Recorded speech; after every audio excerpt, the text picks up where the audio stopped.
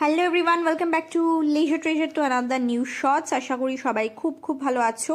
তো উইকেন্ডে বেরিয়ে পড়েছিলাম একটু ইভিনিং ওয়াক করতে, আর একটু স্ন্যাক্স খাওয়ারও ক্রেভিং হচ্ছিল, তার জন্য আমাদের এখানে একটা সামনের দোকানে খুব ভালো চিকেন পকোড়া পাওয়া যায়। তো সারাদিন যেহেতু বাড়িতে ছিলাম, তো ভাবলাম যে বেরিয়ে পড়ি আর কিছু না ভেবে, আর একটু হাঁটাহাঁটিও হয়ে যাবে।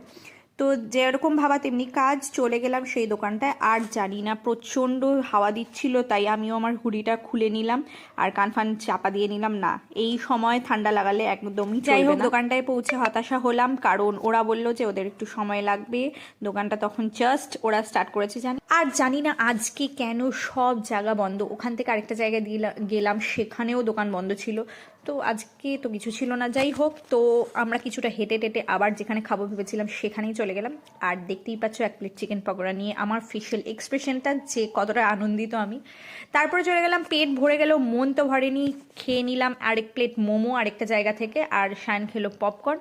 তো বাস এভাবে ইভিনিংটা কাটালাম। মাঝে মধ্যে কিন্তু স্ট্রিট ফুড খেতে মন্দ লাগে না। তোমাদের ফেভারিট স্ট্রিট ফুড কোনটা সেটা ডেফিনেটলি আমাকে কমেন্টস করে জানাতে ভুলো না। তারপরে কিছু বাড়ির জিনিসপত্র কিনে বাড়ি ফিরে এলাম। তো দেখা হচ্ছে পরে একটা শর্টস নিয়ে খুব তাড়াতাড়ি। Till then tata, bye bye, take care. দেখা হচ্ছে খুব শীঘ্রই।